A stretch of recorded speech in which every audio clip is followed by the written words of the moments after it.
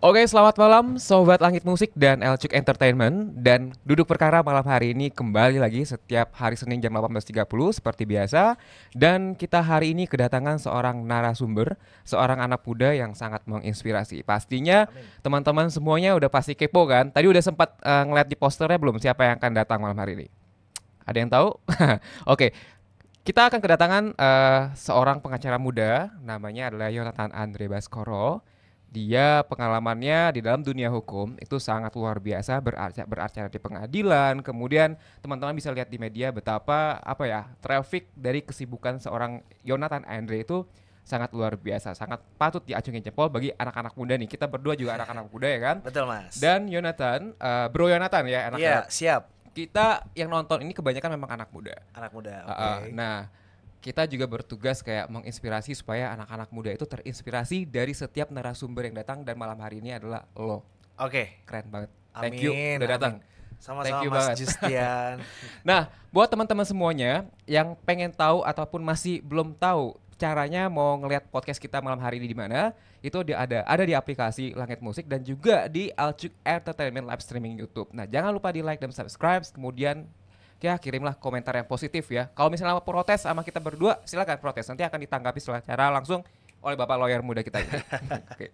Nah, tapi sebelumnya thank you banget udah kayak setia dari awal podcast kemudian sampai sekarang udah dengerin podcast kita di Duduk Perkara bersama gue Justian, dan ini emang acara gue sendiri. Dan kalau misalnya teman-teman mau ngedengerin atau kirim pertanyaan, silakan kirim pertanyaan secara langsung. Tadi ada pertanyaan udah dikirim ke gue, mungkin nanti akan gue tanya juga ke lo, Pak. Siap, laksanakan. Akan ya, thank you banget. Nah, semua podcast obrolan yang kita obrol malam hari ini di podcast ini tujuannya itu tidak ada ke arah sara. Semua ini adalah kita pure sharing ya. Ya. Sharing ilmu baik untuk gue sendiri secara pribadi maupun kru ataupun teman-teman Sobat Langit Musik dan Elcuk Entertainment yang ada di rumah.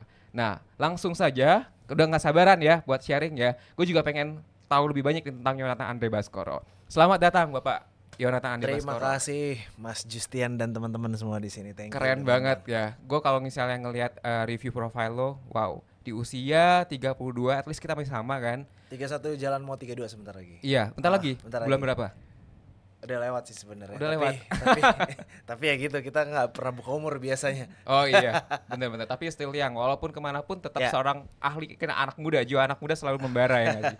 Thank you banget udah Siap, Mas. datang. Siap. Walaupun waktunya mungkin sibuk banget. Amin. Stay di mana? Rumah di Taman Mini, Mas. Luar Taman Mini. Rumah di Taman Mini, tapi memang saya pulang pergi Bali karena ada rumah di Bali, ada kerjaan ngurus organisasi juga di Bali. Wow. Jadi pulang pergi terus. Berarti Bali Jakarta. Bali Jakarta jadi 2 minggu sekali.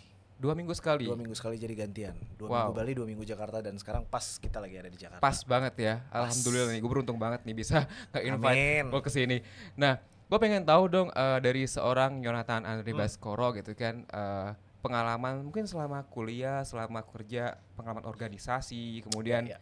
kenapa memilih jurusan hukum sebagai profesi yang saat sedang dijalani. Oke, Mas Justian, mungkin saya cerita sedikit aja ya, dalam artian kita nanti. Banyak juga nggak apa-apa. Banyak nggak apa-apa nih. Tapi Oke, durasinya gimana? panjang ya. Oh iya. Oke. Iya, jadi saya mungkin cerita dari TK, tapi saya persingkat ya Mas ya. Iya, Jadi TK itu saya tumbuh besar di suatu desa di Kota Denpasar ya. Walaupun Kota Denpasar tapi namanya masih desa, Mas. Di situ namanya Desa Sidakarya. Di situ saya tumbuh beriringan bersama dengan masyarakat yang sangat multicultural. Di situ saya non Hindu, yang dimana kita tahu Bali mayoritasnya Hindu. Betul. Segala macam. Ya. Dari pulau ini, pulau Jawa, segala macam itu campur-campur. Dan di situ saya bahkan pernah mengalami yang namanya, ya wajar lah ada bully-bully anak kecil pada saat itu. Jadi saya tumbuh sebagai minoritas yang waktu itu memang kadang-kadang saya dikata-katain karena ada nama saya Baskoro. Baskoro itu ada nama Jawanya, tapi bukan yang seperti apa, hanya ejek-ejekan biasa gitu. Tapi kan di situ kita meskipun tidak mengerti sampai sejauh itu soal bullying pada saat itu, cuman kita juga kalau bahasa anak mudanya sih thanksin juga dikata-katain gitu kan, padahal kan kita sama-sama orang Indonesia. Jadi singkat cerita, saya juga pada saat itu bukan siapa-siapa, Mas. Dalam artian keluarga saya tidak ada yang karpet merah. Jadi papa saya hanya seorang karyawan swasta pada saat itu, dan mama saya hanyalah seorang penyanyi. Jadi memang saya pun sekolah di sekolah negeri pada saat itu ya, yang belum ada punya apa-apa gitu kan. seiring berjalannya waktu tumbuh kembang, puji Tuhan, syukur alhamdulillah makin lama ya adalah rezeki. Sampai akhirnya saya masuk di salah satu sekolah di Denpasar masih. Saya sampai SMA Mas. Di sampai Bali. SMA di Bali. Setelah itu saya pindah ke kuliah. Jakarta kuliahnya. Lanjut ya. Jadi di SMA itu juga saya cukup berprestasi pada saat itu. Mulai dari SMP saya di kelas unggulan. Ini mungkin tadi saya udah kabarin beberapa guru saya buat nonton saya malam ini Mas. Wow. Gitu. Terima kasih Bapak dan Ibu guru. Muridnya sangat membanggakan. Amin. Jangan lupa nanti kalau misalnya ketemu dengan murid yang satu ini, apa ya, silaturahmi tetap terjaga sampai sekarang. Tetap. Ya? Nanti saya cerita ke sana sedikit. Baik, silakan. Oke, jadi kelas unggulan sampai lulus, akhirnya SMA mulai kenalin organisasi. Sebenarnya dari SMP mulai OSIS gitu kan. Tapi SMA itu karena organisasi nggak bisa bagi waktu, terus bergaulnya sudah mulai ya wajar bandalnya anak SMA. Jadi memang prestasi agak menurun pada saat itu. Tapi waktu itu organisasi jalan. Jadi saya bikin organisasi di SMA saya untuk yang pertama kali. Apa organisasinya? Organisasi kepemudaan anak nongkrong gitulah. Asik, keren. Kayak gitu lah kan. Dan akhirnya ternyata banyak pengikutnya Mas, hampir semua angkatan. Waktu itu saya kelas 3. Hampir semua angkatan, per angkatan itu zaman saya itu 300-an orang. 300 orang dan dibuat oleh seorang Yonatan Andre Baskoro. Iya, dan masih sejalan sampai sekarang Mas. Itu yang bikin saya senang. Jadi bukan putus pada saat angkatan saya sekarang angkatan ke-14. Angkatan ke-14. Angkatan ke-14. Udah lama juga ya? Udah lama banget. Iya. Setelah dari sana ada momen Mas. Momen di mana kita ngedemo sekolah, itu saya yang pimpin pada saat itu. Jadi ini mohon maaf Bapak Ibu guru juga udah pada tahu. Pada saat itu kita nggak dibolehin bikin pensi. Intinya begitu. Akhirnya saya mempengaruhi teman-teman supaya kita ya saya bilang aja di sini ya, agak mogok, nggak mau masuk kelas dulu sebelum kita dibolehin bikin pensi. Dan pada saat itu tidak anarki ya. Itu penting saya sampaikan, tidak anarki, tidak berontak sekolah. Betul. Tapi caranya yang ngambek-ngambekan anak SMA aja. Tapi pada saat itu saya yang leading sebagai leader teman-teman, dan teman-teman banyak yang ikut gitu. Ya. Akhirnya setelah itu kita berdialog dengan pihak pimpinan sekolah, akhirnya dibolehin lah pensi. Dari situ lah yang sudah mulai membentuk karakter saya.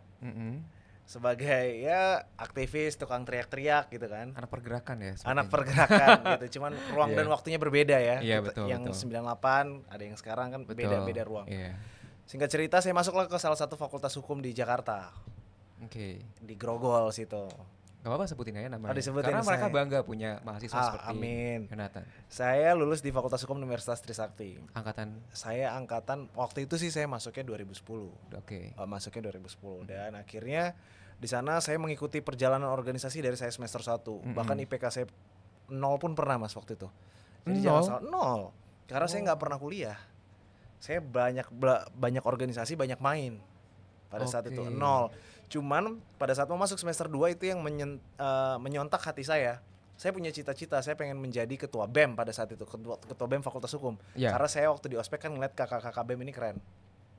Tapi ada syaratnya Mas. Syarat itu IPK 3,0. Lah gimana itu? Dari 0 lo naikin ke 3 susah ya? Sangat susah. Akhirnya disitulah mulai saya belajar untuk serius lagi kuliah. Saya kurangin mainnya, saya pilih pergaulan itu ke teman-teman yang membawa aura positif, dan akhirnya saya keikut. Singkat cerita, ikut pemilu BEM dan saya menang. Gitu pada saat itu 2013-2014. Dan ya bisa dikatakan mungkin yang dari Bali itu baru saya pernah jadi wakil ketua BEM di Fakultas Hukum Universitas. One and only Yonatan Andre Baskoro. Amin. Mudah-mudahan nggak salah ya, tapi setahu saya seperti itu. Lanjut sedikit lagi Mas. Gak apa-apa, sharing aja. Setelah itu saya lanjut dapat rezeki Mas, rezeki lagi, saya bisa ngelanjutin kuliah saya S2 saya di Taylor's University. Taylor's University itu di Kuala Lumpur. Oh iya. Ya, saya lanjut di sana berbarengan. Saya juga ngambil di Universitas Terbuka pada saat itu administrasi publik. Kalau di Taylor's ini saya ambil International Business and Trade Law. Jadi hukum bisnis internasional dan hukum dagang, bisnis dan hukum dagang internasional. Dan di sana ada pemilihan lagi Mas, jadi presiden mahasiswa untuk postgraduate, jadi untuk S2 dan S3. Dan lo ikut lagi di situ? Saya maju. Nice. Pada saat itu, dan saya nggak tahu ini lawan saya jago-jago. Lawan saya itu orang-orang yang lagi ngambil PhD. S3 ya hitungannya ya? Iya, jadi itu digabung postgraduate sama student council, ya. Itu digabung. Jadi ada presidennya. Oke. Dan pada saat itu saya mencalonkan diri. intinya pada saat itu debatnya adalah membicarakan terkait dengan ini Taylors supaya dikenal secara internasional seperti apa, kurang lebih seperti itu.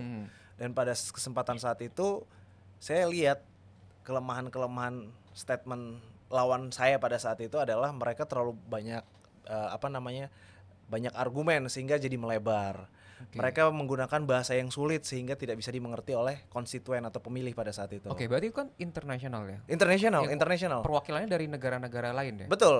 Kalau boleh tahu negara mana aja saingan lo waktu itu? Waktu itu ada Iran, ada dari Bangladesh, dari Malaysia itu sendiri, terus ada dari Kazakhstan. Ya, saya ingat betul itu. And Indonesia. Mantap. Ada Indonesia pada saat itu. Akhirnya ini yang saya belajar di dunia organisasi, Mas. Jadi ini penting banget kalau kita teman-teman mahasiswa yang ada yang nonton, mulailah berorganisasi, imbangin waktu. Akademis penting. Iya. Itu syarat formil, tapi sebagai penunjang kita harus bisa berorganisasi, teman-teman. Exactly. Karena di akademis itu kita nggak diajarin bagaimana cara menyelesaikan masalah, berpikir kritis di saat krisis gitu kan.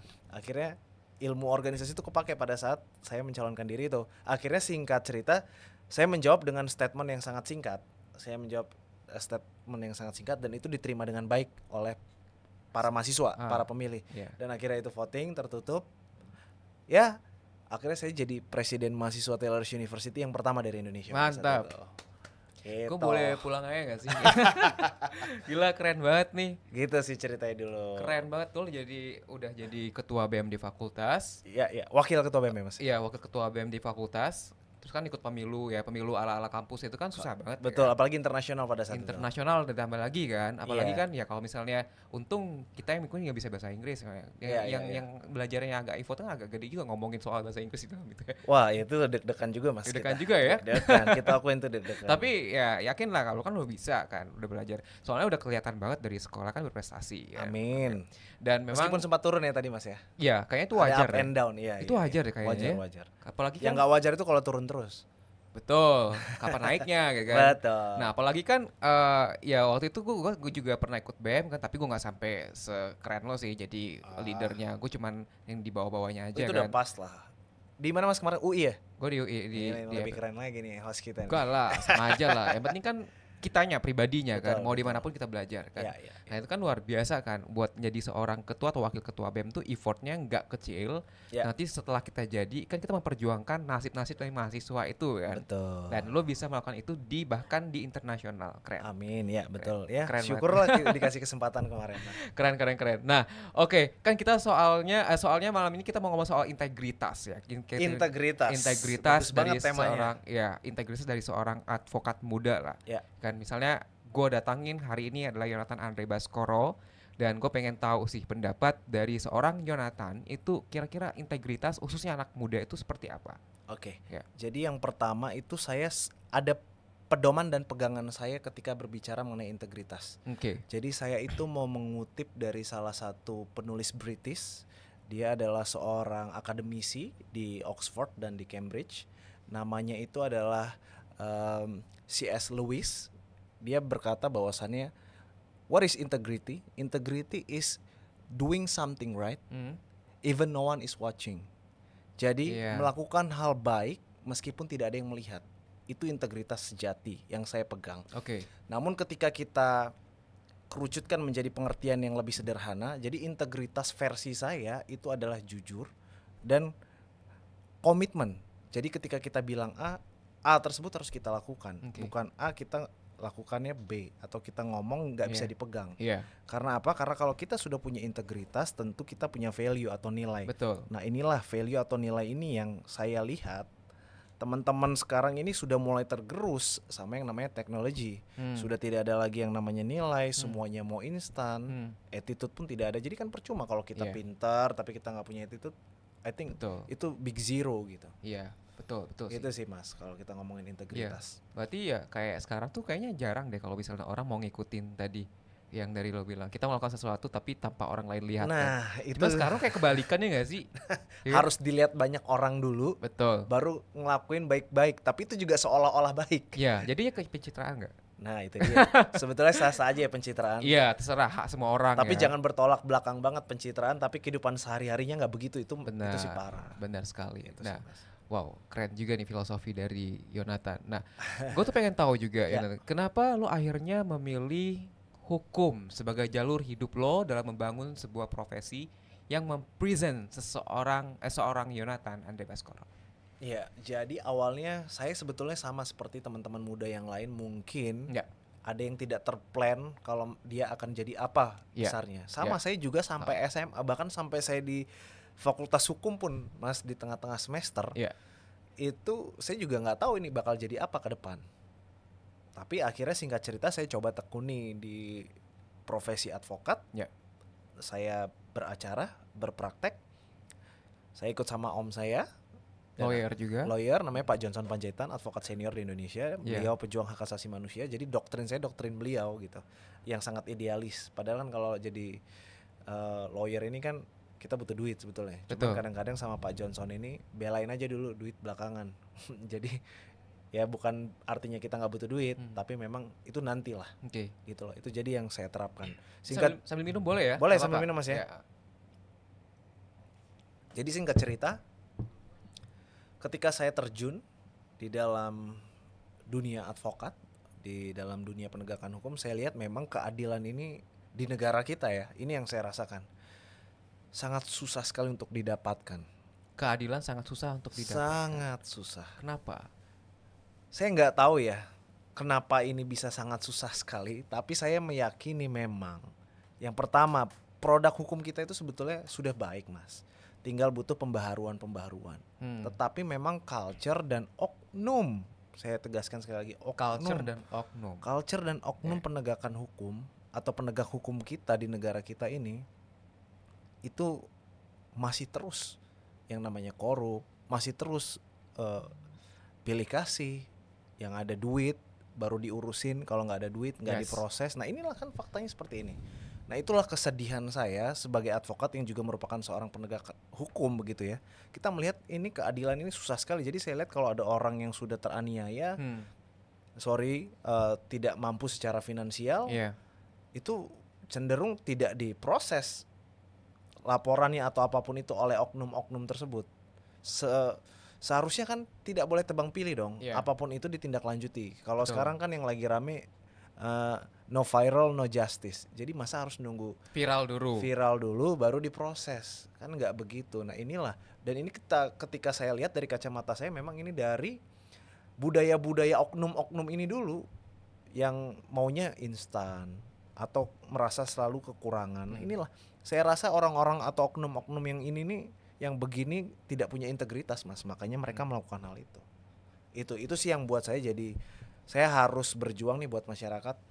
Saya konkretnya bagaimana ya? Saya turun di dunia penegakan hukum sebagai advokat.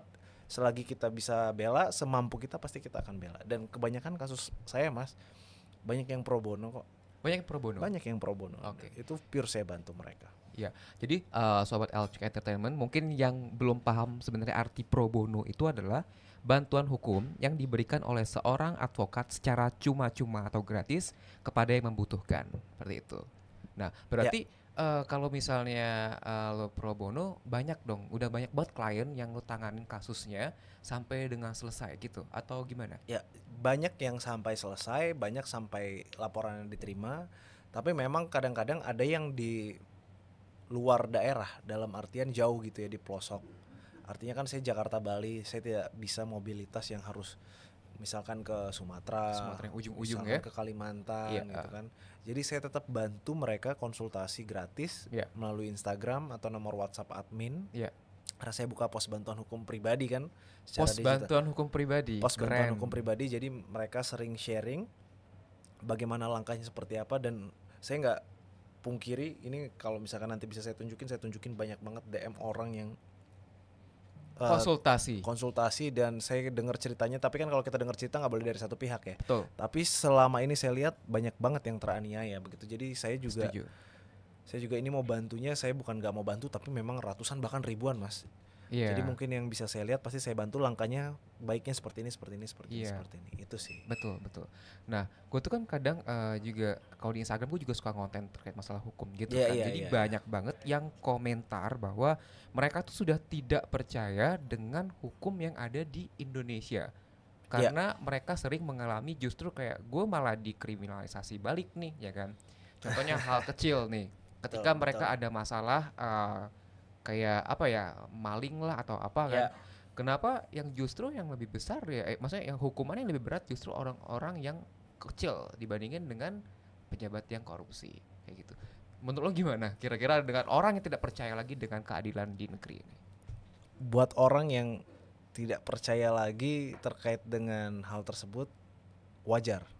Wajar ya? Wajar. Kalau menurut saya wajar karena memang praktek kita ini ada di dunia praktek kebetulan ya. Jadi kita tahu betul dan memang hal tersebut sangat wajar. Saya mengerti sekali apa yang dirasakan oleh teman-teman kita itu yang mengalami kesulitan bahkan cenderung diserang balik begitu ya.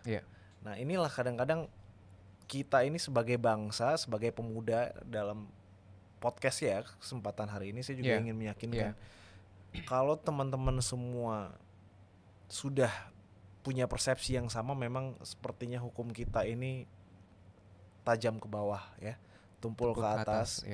Kalau begitu ayo kita berdosa besar kalau kita cuma bisa mengomentari tanpa kasih solusi dan tanpa ada tindakan yang yang nggak nyata gitu. Buat apa gitu? Jadi harus ada tindakan nyata.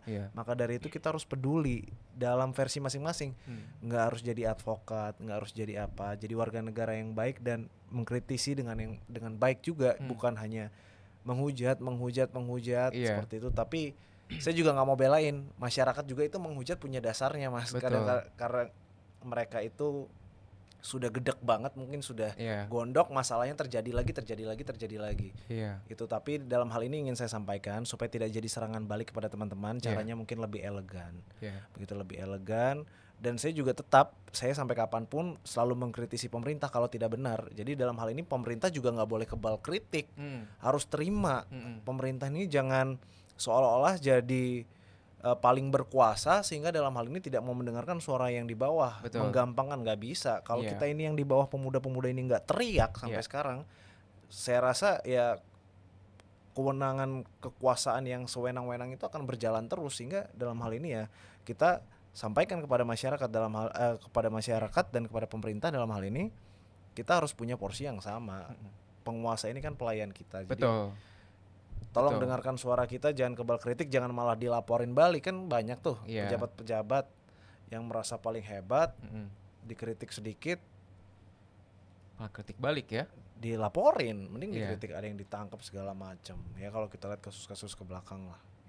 Itu sih mas. Jadi mudah-mudahan di podcast ini pemerintah beserta jajarannya yang terhormat jangan kebal kritik, dengarkan suara di bawah. Kalau saya sampaikan di sini, penegakan hukum di Republik kita ini sedang tidak baik-baik saja. Merinding gue. Merinding gue. Karena yang gue terima setiap hari itu komentar yang kayak gitu. Jadi gue kayak, ya kita sebagai orang hukum kan merasa tertampar ya. Tugas kita lah gimana caranya supaya ya hukum kita menjadi lebih baik ke depannya. Setuju. Kita bukan mau ngejatuhin pemerintah. Kita cinta, kita sayang sama pemerintah kita. Cuman masyarakat kita di bawah inilah ditolong. Kalau memang mau hukum ini bagus ya tegak lurus lah. Betul. Oke, jadi Sobat Alcuk Entertainment dan Langit Musik, mungkin yang mau sharing bisa aja konsultasi dengan kakak kita yang hits ini, yang Andre Baskoro, silakan DM Instagramnya. Jadi kalau misalnya ada yang belum dibales, mohon maaf banget nih, bukan yang nggak mau dibales ya. Bapak ini banyak banget nih agenda dia dan waiting list juga nih, jadi sabar, tunggu aja. Sebisa mungkin pasti saya balas nanti. Betul, thank you banget. Nah, jadi kan kemarin kan viral ya, Yonatan Andre Baskoro ya kan. Banyak banget fansnya tuh, kaum hawa. Ada yang gue baca komentarnya, duh siapa ya yang akan menjadi pendamping hidupnya. Ada yang nanya lagi nih kan, kira-kira udah punya belum? Udah punya belum sih? Doain aja ya mas ya, mudah-mudahan mudah-mudahan segera gitu. Ya, amin, kita doain terbaik lah ya. Amin. Oke, Yonatan kemarin kita tahu ya bahwa seorang Yonatan Andre Baskoro itu terlibat dalam satu tim pengacara Brigadir Joshua Huta Barat. Kok bisa sih? Kenapa? Ceritain sedikit lah. Mungkin yang bisa di-spill. Oke. Jadi awalnya itu adalah, mungkin agak dimajuin dikit. Oke. Jadi awalnya itu adalah yang pertama Pak Kamarudin. Pada tahu dong ya pasti Pak Kamarudin Simanjuntak ya kan? Pak Kamarudin Simanjuntak itu kebetulan satu organisasi advokat dengan saya. Ya. AAI, Asosiasi Advokat Indonesia. Indonesia, ya. Dan pada saat itu memang masih ada hubungan keluarga secara Batak antara Pak Kamarudin dan keluarga dari Nofriansah Yosua Huta Barat. Dan pada saat itu Pak Kamarudin mengajak kantor saya, Johnson Panjaitan and Associate. Jadi kita beda kantor ya sama Pak Kamarudin. Tapi di dalam hal penanganan itu, kasus kemarin itu kita tim. Jadi tim kantor Pak Kamarudin, kantor hukum Victoria bersama saya Johnson Panjaitan dan Associate. Dan di sana kita satukan visi misi untuk memperjuangkan keadilan dan kita punya persepsi dan sudut pandang yang sama sehingga kita jadi tim yang kompak kemarin. Gitu sih. Jadi kenapa kita bisa bareng di situ awalnya. Berarti kalau update sekarang tuh kasus gimana? Terakhir kalau gue baca itu kayak banding dari sebelah ternyata ditolak ya hukuman matinya. Sejauh ini saya melihat kasus ini sudah mau masuk kasasi ya. Sudah mau masuk kasasi. Karena apa saya bilang begitu? Karena saya sudah bukan menjadi kuasa hukum dari keluarga almarhum lagi, Mas. Untuk saat ini. Untuk saat ini ya, karena saya sudah selesai mengantarkan sampai di tingkat pertama kemarin di putusan pengadilan negeri. Gitu sih, Mas. Tapi dalam hal ini kita sudah seperti keluarga dengan keluarga almarhum. Ayahnya, ibunya, kakak-kakaknya, adiknya, semua kita sekarang jadi keluarga besar. Itu sih, Mas. Di sini sekarang. Apa perasaan lo ketika lo menangani kasus ini? Kayak dengan fakta-fakta yang semua orang udah tahu kayak. Nah, itu dia pertanyaannya ini. Kalau gue sih emosional ya kalau misalnya gue nggak ngerti lagi gimana rasanya. Iya. Jadi yang pertama deg-degan banget. Ya karena kita anak muda, lawan kita adalah seorang yang super power pada saat itu. Tentu dalam hal ini kita juga sempat takut-takut dalam artian kalau kita salah satu kata aja berucap, habis kita. Dan saya juga menyadari pada saat itu mungkin sudah banyak yang mengintai saya dan mengincar saya untuk menjebloskan saya atau apapun itu, saya dan tim pada saat itu. Karena mungkin statement-statement kita yang terlalu vokal atau seperti apa, kan kita tidak bisa menyenangkan semua orang toh. Benar. Apalagi dalam hal ini pasti banyak banget yang terusik gitu. Jadi dalam hal penanganan kasus kemarin yang pertama udah pasti deg-degan. Yang kedua di dalam perjalanannya memang atur strategi yang jujur ini kan salah satu kasus terbesar ya Emang di besar Republik ini ya. Salah satu banget. kasus terbesar di Republik ini dan menggemparkan karena lama begitu ya. Sehingga di dalam perjalanannya kita betul-betul harus menguasai materi, harus tahu langkah selanjutnya seperti apa. Gak boleh salah sedikit pun. Kita salah pun harus sangat minor sekali. Dan yang paling penting ini tips juga yang membedakan saya dengan yang lain ya, Mas ya. Dalam artian bukan lebih bagus lebih jelek, bukan. Dalam artian saya menyadari pada saat itu saya junior. Karena kan isinya senior-senior, Pak Kamarudin, Bang Johnson. Sehingga dalam hal ini kita harus punya style sendiri. Jangan gayanya gaya orang tua, tapi kita gaya anak muda. Gaya anak muda yang santun, yang punya attitude, bukan yang bisa marah-marah nggak jelas, bukan nggak jelas ya, yang lebih vokal, lebih marah-marah. Sebetulnya boleh, tapi ada yang namanya attitude. Kalau kita lagi ngomong lawan bicara saya, misalkan saya lagi ditampil di TV A, TV B, itu kan pasti senior-senior semua, ahli hukum, pakar hukum yang mereka sudah berkecimpung lama, itu harus pintar-pintar bawa diri. Jadi jangan gimana ya, Mas ya. Jadi jangan seolah-olah kita menggurui, tetapi kita kuasai materi, kena substansi. Ketika kita di counter sama dia, bagaimana kita cara menolaknya.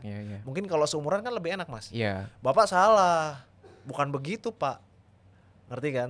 Meskipun sama-sama advokat misalkan, tetap saya harus hargai, hormati nih anak muda. Izin Bang, tetap masih ada begitunya. Jadi profesional, itulah yang menyelamatkan saya. Mungkin kalau saya jadi anak muda yang tengil atau sotoy atau sok jago, saya habis. Mungkin saya akan habis. Tapi dalam hal ini saya bilang, saya berdoa sama Tuhan, saya bilang tolong pimpin setiap perkataan saya supaya saya ngomong sesuai fakta hukum, tidak ada fitnah, substansinya kena. Ya itu, akhirnya saya dalam berstatement setiap acara, dalam pembelaan segala macam, saya tetap mengedepankan santun. Saya tidak berani memotong pembicaraan yang kalau misalkan tidak menyudutkan saya. Kalau sudah menyudutkan yang keluar konteks, saya tetap Bang izin, sudah keluar konteks. Ini itu sih Mas, pentingnya pinter-pinter bawa diri. Kita harus sadar diri kita ini masih baru, jadi jangan tentang kasus besar terus dapat panggung gede, caper gitu. Kan banyak yang disalahgunakan sekarang kan. Betul, iya. Banyak yang flexing segala macam juga. Iya, benar. Kalau kita enggak, Mas, itu yang menyelamatkan saya jujur. Itu yang menyelamatkan saya. Benar sih, attitude itu dengan senior kita nomor satu ya. Betul, meskipun kita rasa kita yang lebih benar. Oke, benar. Tetap. Benar, gue juga pernah ngalamin kayak gitu. Pernah pasti pernah. Cuma kan gak enak, salah lo kayak gitu kan. Gak mungkin, enak, ya kan? Itu mas maksud yang ada nanti mereka tersinggung. Betul. Gitu kan. Berarti kalau gue boleh tahu, sehari itu waktu lo ngurus itu, waktu kasus itu berjalan, sehari itu lo tidur cuma berapa jam? Waduh, itu kita selain gak bisa tidur, kita itu juga loncat sana sini, Mas. Jadi sehari itu saya bisa di 8 stasiun televisi setiap hari. Setiap hari sampai dengan 8 bulanan. Dan itu juga sudah bagi-bagi sama tim padahal. Kan ada masih tim. Masih overload. Saya terus ganti ini, nggak bisa, ini udah. Akhirnya full. Besok lagi. Itu kadang-kadang memang capek. Dan semakin kita banyak omong, semakin kelihatan kesalahan kita. Iya. Gimana tuh Mas selama 8 bulan itu kita harus bisa stabil, konsisten. Nah itu juga ilmu organisasinya yang kepake. Betul.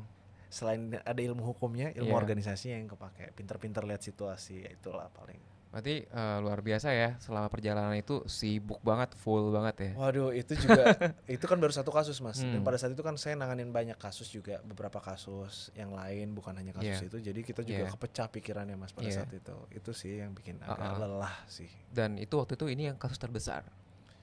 Yang secara nasional mungkin yang paling banyak diekspos tapi kalau besar dalam artian nilai kasus bukan ya. Karena ini justru kita nggak dibayar sama sekali kan.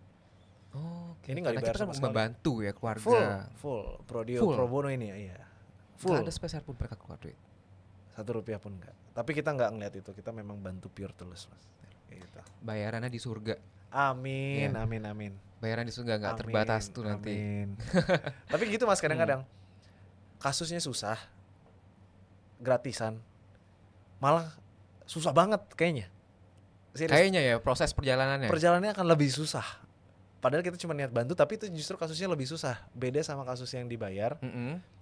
Kalau selama ini ya saya nggak sesusah yang gratisan gitu istilahnya. Serius, tapi nggak apa-apa kita ikhlas. Itu adalah challenge kali ya dari Tuhan. Mungkin kali ya, mungkin ya, mudah-mudahan. Nah, gue tuh pengen tahu juga nih, selama lo nanganin kasus itu, teror-meneror sering dateng nggak? Ya di awal-awal mungkin adalah, tapi nggak yang sampai kontak fisik segala macam. Tapi yang jelas saya merasa saya itu sedang diintai. Saya nggak tahu sama siapa. Tapi saya merasa saya seperti diintai, entah sama siapapun itu. Tapi saya tetap berdoa, percaya kita di jalan yang benar kok. Kita tidak menyudutkan salah satu pihak dan kita tidak menjelek-jelekan. Kita pure pro justisia waktu itu. Penegakan hukum lurus aja. Kalau boleh tahu, misalnya kayak teror melalui apa, chat ya, atau? Kalau chat mungkin yang mau neror udah pinter ya, karena bisa kita laporin lagi kan. Mungkin dari penelpon gelap mungkin itu kan ada pada saat itu. Ya saya nggak tahu, ada nomornya, nggak pernah saya save. Bukan tagihan kartu kredit ya atau penawaran ya. Itu tahu kan ada kayak misterius gitu. Ya mungkin sejauh itu, cuman itu sih untungnya. Kalau yang fisik segala macem, untungnya syukur nggak ada. Mereka ngancam, ngomong atau misalnya gue bunuh lo atau kayak gimana? Enggak sih, enggak sampai kayak gitu sih. Yang kita ngeri kan adalah kalau kita dilacak di mana, cek pos gitu, atau kita disadap, kita nggak tahu ngomong apa tiba-tiba direkam. Nah itu sih kita betul-betul hati-hati betul. Dan kita kan nggak boleh update waktu itu, supaya kita nggak tahu kita ada di mana segala macam, sampai kesana-sana lah Mas. Waktu itu. Challenging ya. Lumayan luar biasa. Kita aja yang selaku penonton ya. Kita penonton aja tuh kayak penasaran geram cerita selanjutnya gimana, apalagi teman-teman sejawat yang langsung terjun di lapangannya. Iya gitu. Keren. Nah, sebelum kita lanjut ke pembahasan berikutnya, ini ada sekelas pasal kalau sedang ada nih kejadian ya polemik antara TNI KPK atas kasus adanya dugaan suap di Basarnas. Kalau kerugian itu sekitar 88 miliar rupiah. Nah, dalam hal ini si KPK-nya ini bukan si TNI-nya ini dia tidak mengakui penetapan tersangka dari KPK itu kan karena mereka ya punya aturan sendirilah dalam Undang-Undang Peradilan Militer. Nah, menurut lo kayak gini gimana sih kira-kira? Agak seru juga nih. Ini seru dan saya baru nge-tweet sekarang udah ganti nama ya Twitter ya. Katanya. Iya, jadi ngepost di X gitu ya. Iya, nah tadi sih gue baru sadar kenapa kok gue nggak pernah download aplikasi ini, ternyata itu adalah Twitter ya. Iya, itu Twitter. Nah, baru saya komentarin juga karena saya juga memantau penegakan hukum lah di negara ini secara versi anak muda. Kalau saya boleh berpendapat, dengan adanya permintaan maaf KPK kepada TNI, menurut saya itu mengkerdilkan KPK-nya sendiri. Oke, iya. Salahnya di mana harus sampai minta maaf secara terbuka seperti itu yang pertama. Oke lah kalau dibilang salah prosedur karena harusnya TNI, ya tinggal serahkan saja hasil penyelidikannya begitu. Dan dilanjutkan. Jangan serta-merta, ini salah total nih. Jadi saya nggak boleh OTT. Jadi kalau OTT itu kan salah nih, misalkan OTT-nya salah, OTT-nya diulang dong. Gimana cara OTT diulang? Agak lucu ya. Nah, kalau menurut saya begitu. Kemudian yang kedua, dalam hal ini selayaknya seharusnya TNI berterima kasih karena KPK proaktif dalam hal ini untuk memberantas korupsi di negara kita. Kalau versi saya, kenapa harus menyalah-nyalahkan begitu? Dan lebih parahnya menurut saya bersuara sebagai warga negara Indonesia. Saya melihat lembaga ini kan lembaga yang menjadi harapan kita semua untuk memberantas korupsi. Kalau kita bilangnya 3 huruf ya. KPK 3 huruf. Oke, iya. Emang ini harapan kita semua untuk memberantas korupsi. Tapi ternyata dari pimpinannya itu sendiri menurut saya sungguh sangat tidak profesional. Dan cenderung menurut saya cuci tangan. Kenapa bilang begitu? Karena yang disalahin anak buahnya. Kalau Mas nanti baca lebih dalam, yang disalahkan adalah penyidiknya. Itu kenapa tidak ada yang namanya anak buah salah. Menurut saya ya yang salah adalah atasannya yang harus bertanggung jawab. Apalagi ini kita kan bilang lembaga. Mau apapun itu permasalahannya pasti yang disorot adalah pimpinannya. Dan dalam hal ini saya rasa pimpinannya harus bertanggung jawab. Itu sih Mas. Kalau misalkan terkait prosedurnya memang salah ya menurut saya oke. Secara prosedur salah, tapi tidak usah yang terlalu seperti menyalah-nyalahkan satu sama lain. Harusnya saling bergandengan tangan dan saling apresiasi. Ini kan ngomongin korupsi musuh bersama gitu. Itu sih Mas. Iya, gue setuju sih kalau misalnya tadi KPK minta maaf dan itu justru mengkerdilkan diri badan mereka sendiri ya. Nah, kebanyakan itu adalah masyarakat awam yang mereka tuh masih bingung sampai sekarang. Kok si TNI bilang ada undang-undang tentang peradilan militer, ya kan? Tapi di KPK juga mereka punya role sendiri. Kemudian harusnya ini ditangani internal TNI aja tuh. Nah, mereka bingung nih antara kedua ini. Iya. Nah, kemudian agak lucu juga sih kenapa banyak juga yang berspekulasi bahwa kok korupsinya diketahui sama tetangga lain ya gitu. agak lucu juga gitu ya. Iya. Tapi udahlah, semoga ini nanti kasusnya ditemukan titik terang ya, semoga selesai dengan sesuai dengan keadilan yang ditegakkan di negara kita. Oke, balik lagi ke yang topik pembicaraan kita dari Jonathan ya. Nah, selama lo menangani kasus yang sangat luar biasa di Indonesia tadi ya kan. Nah, pengalaman hidup yang mungkin yang lo dapat dari adanya kasus ini apa? Pengalaman hidup yang masih bisa di share ke orang semua dan lo dapatkan untuk diterapkan di diri lo sendiri. Untuk kasus yang Brigadir Joshua dan Ferdy Sambo. Ya, dalam hal ini yang mau saya sampaikan, saya harus akui di podcast ini memang nama saya jadi melambung di situ. Melambung di situ, tapi aktivis ini saya dari dulu ya Mas. Bukan baru kasus gara-gara kasusnya tiba-tiba enggak kan. Saya aktivis dari zaman SMA sampai kuliah, bahkan ke bawah sampai sekarang sudah jadi advokat pun masih aktivis gitu. Makanya saya enggak kaya-kaya Mas, karena terlalu idealis. Sekarang masih ini enggak sih kalau diajak turun ke jalan? Oh masih dong, saya senang banget. Di depan Senayan masih mau. Cuman ruang dan waktunya udah berbeda kayaknya. Beda waktunya. Beda. Tapi kalau misalkan ada teman-teman ngajakin aksi dan kajiannya jelas mau aksi apa, saya siap turun. Kangen juga. Kita udah lama nggak demo kan. Iya, gue juga diceritain sama Uku. Uku tuh teman gue, teman dia juga kan. Okay. Kalau misalnya Anda ini suka turun ke lapangan ya zaman-zaman dulu berteriak-teriak wah wah wah gitu. Iya, waktu itu saya jadi korlap, koordinator lapangan. Jadi kita tapi kita waktu itu teriak-teriaknya ada isi ya Mas ya. Iya, nggak asal teriak ya. Nggak asal, dan yang paling penting nggak ditunggangin. Betul. Nggak dibayar. Betul. Memang pure memperjuangkan masyarakat pada saat itu, kajiannya nyata ya. Ada datanya. Jadi kita bersuaranya juga, ayo kita adu data, bukan adu otot gitu loh. Kita kan mahasiswa pada saat itu. Betul. Tuh buat teman-teman mahasiswa. Kalau dulu zaman-zaman kuliah tuh BEM ada divisi kasrat ya, kajian strategis ya. Ada. Nah, kayak gitu tuh mereka demen banget ya kayak gini-gini. Benar. Ini Mas kita aktivis juga nih. Zaman dulu. Gue dulu LBH Jakarta. Oh, di LBH Jakarta. Ya, 3 tahun, hampir 3 tahun. LBH-nya apa waktu itu Mas? Hah? Yang di mana? Yang di ini, yang di LBH Jakarta di Ponegoro, Jakarta Pusat. Oh, iya. Yang barengan Bang Armayun Nasution gitu. Iya, anak-anak aktivis juga kan semua lahir di sana banyak dulu. Iya, nah kita dulu sering banget di kontak sama anak-anak Trisakti pada saat itu. Oh, cocok udah. Iya. Di depannya kan ada anak-anak UBK gitu ada, kan. Iya, betul. Oke, jadi kalau misalnya pengalaman hidup yang lo dapet nih selama ngurusin kasus kayak tadi tuh apa sih? Oh iya. Tadi sampai kepotong ya. Iya. Jadi flashback zaman-zaman dulu emang seru sih. Seru. Ya pada saat itu memang nama melambung, tapi kita jangan cepat puas, dalam artian apalagi terlalu jumawa. Yang paling parah adalah ketika kita lagi di atas, terus kita lupa orang-orang di bawah Mas. Orang-orang di bawah ini yang kita bilang sahabat-sahabat kita dulu atau tetangga rumah lah gitu. Mungkin tetangga saya lagi pada nonton nih. Ada komplek di Sidakarya, orang-orang Wirasatya nih pada nonton. Mantap. Desa halo, saya, sapa dulu. Sidakarya, gereja saya di Maranatha mungkin pada nonton semua. Kalian nih. semua beruntung mengenal.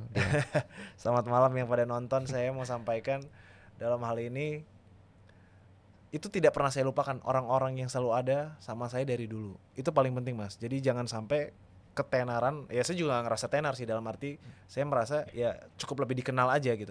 Itu justru mendapatkannya gak terlalu sulit dibandingkan dengan kita mempertahankannya Mas. Untuk mempertahankan ini supaya konsisten terus, itu kan bukan hal yang gampang Mas.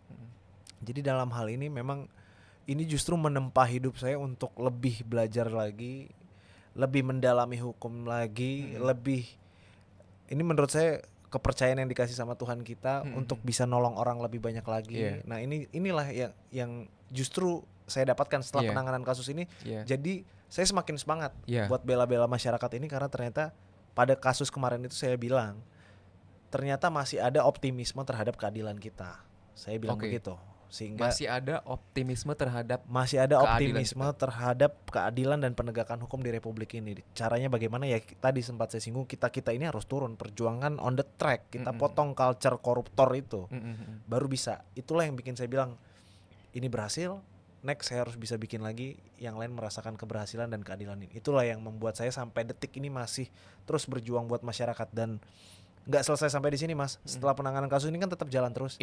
Saya sudah merantau, saya merasa juga punya hutang sama tempat kelahiran saya, dibesarkan di Denpasar. Karena dari SMA kan saya sudah kuliah, merantau ke ibu kota, kemudian keluar negeri. Dan saya rasa ini waktunya, mungkin saat dekat ini atau beberapa waktu kemudian di depan nanti, saya siap untuk mengabdi buat Denpasar. Saya mau bayar hutang, apa yang saya dapat saya mau kasih semuanya buat warga Denpasar dalam hal apapun. Saya siap. Saya pengen mengabdi Mas buat tempat kelahiran saya. Ini nggak ngecap ya. Saya memang cinta tempat kelahiran saya, dan saya pasti punya utang buat kota Denpasar. Putra daerah yang membanggakan. Nah, Amin. Untuk masyarakat Denpasar, kalau misalnya nanti ya ke depannya, kalau misalnya mereka punya masalah hukum, itu datang aja nggak apa-apa. Oh nggak apa-apa, karena saya juga buka pos bantuan hukum tadi secara di Instagram. Atau offline-nya ada? Offline-nya ada. Nanti caranya itu join dulu di broadcast channel, kan baru tuh fitur di Instagram. Nanti itu bisa DM juga ke saya. Kalau misalkan ada di Denpasar itu silakan DM, pasti saya undang. Karena itu bulan lalu saya kan dari Bali Mas. Itu ada sekitar 40 orang yang udah ke rumah saya konsultasi hukum gratis. Karena saya buka, karena saya 40 orang. Dan itu hanya dalam waktu 3 hari. Karena saya memang gak lama waktu itu di Bali. Tapi nanti saya ke Bali akan saya buka. Dan bahkan kalau perlu saya mau buka pos bantuan hukum di Bali, dan ada niat buka kantor pengacara di Bali juga. Saya pengen bantu teman-teman di Denpasar. Keren. Gila, merinding gue.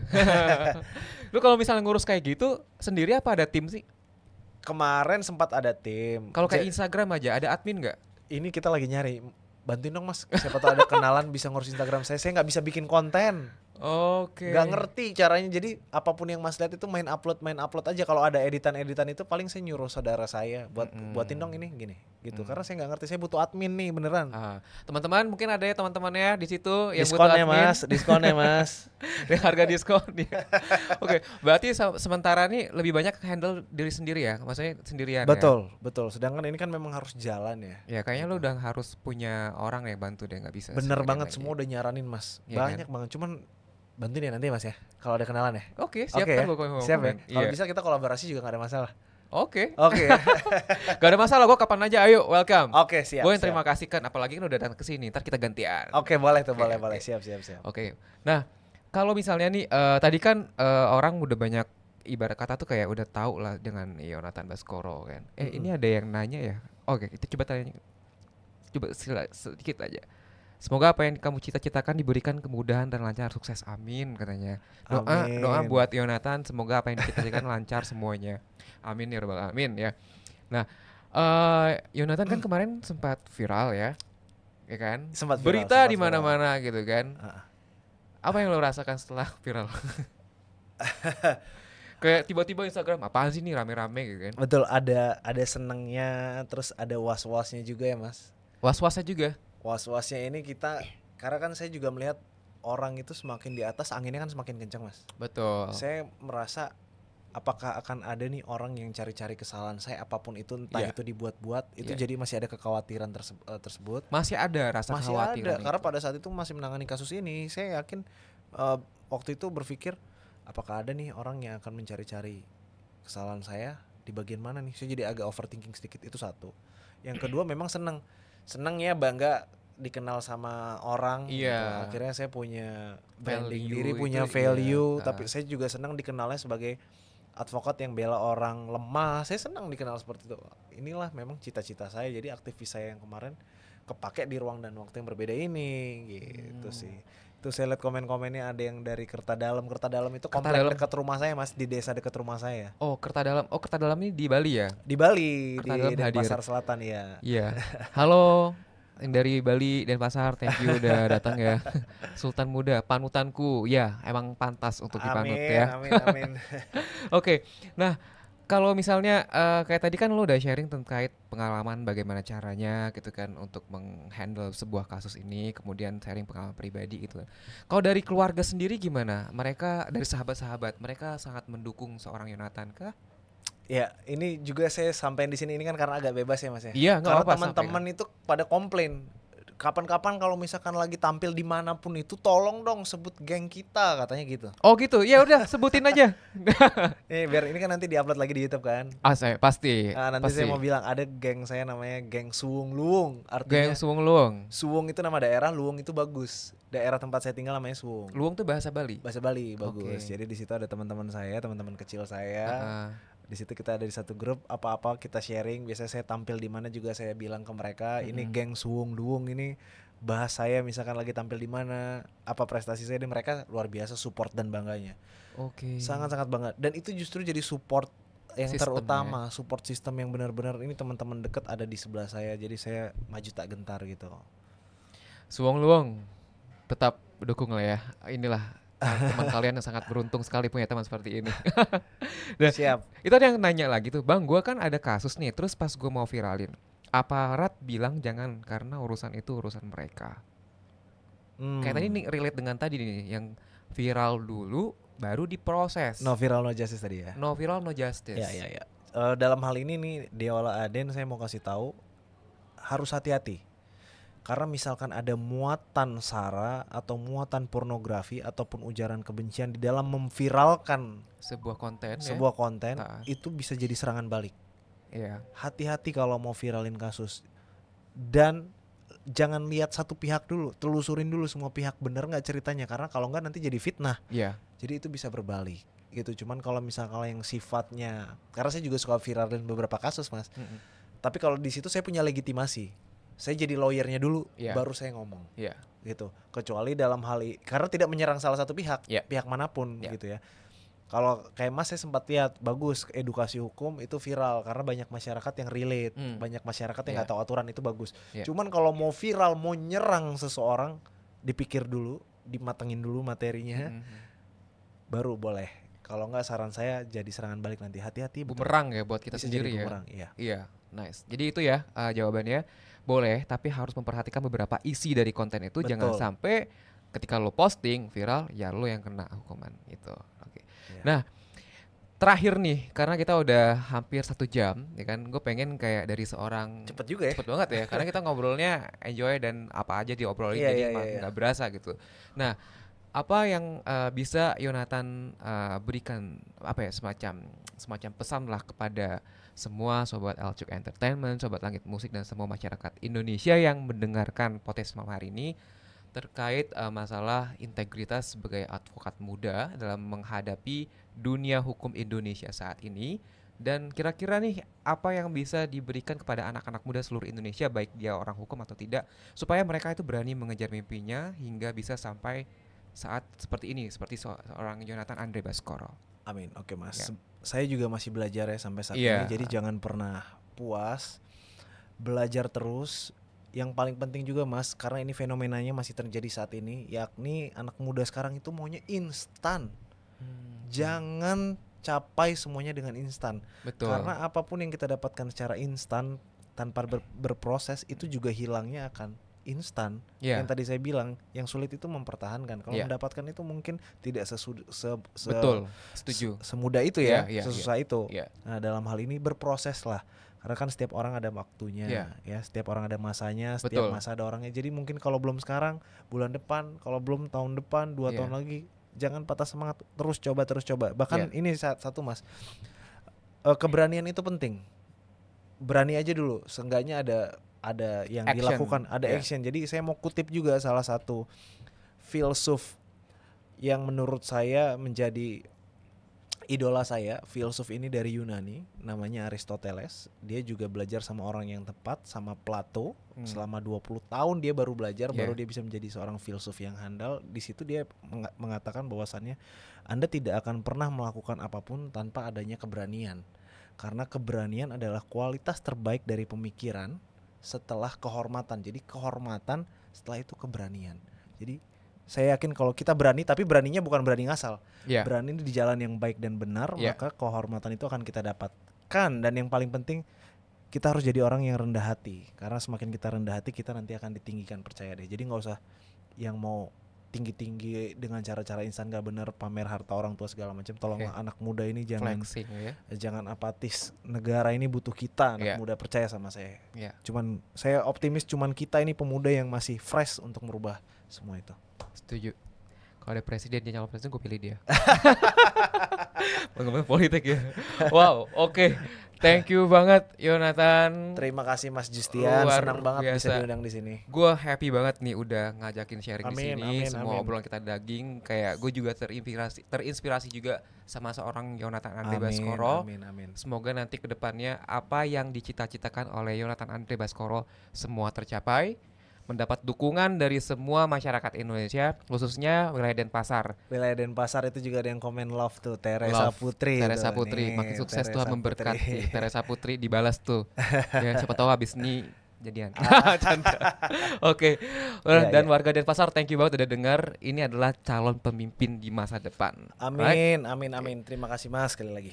Sama-sama. Oke, thank you sobat Langit Musik yang udah nonton dari awal sampai akhir. Seperti biasa, bagaimana caranya untuk mendengarkan podcast kita di Duduk Perkara? Itu di aplikasi Langit Musik dan Elcuk Entertainment live streaming YouTube yang sekarang sedang ditayangkan. Sampai jumpa di minggu depan jam 18.30 bersama saya Justian, dan hari ini ada sobi saya ya, bestie saya. Apa Instagramnya? Gitu. Yonatan Baskoro. Yonatan Baskoro, silakan di follow, dan silakan kalau misalnya ada sharing tinggal DM orangnya. Gitu ya. Oke. Thank you so much dan sampai jumpa minggu depan. Duduk Perkara Podcast. Bye.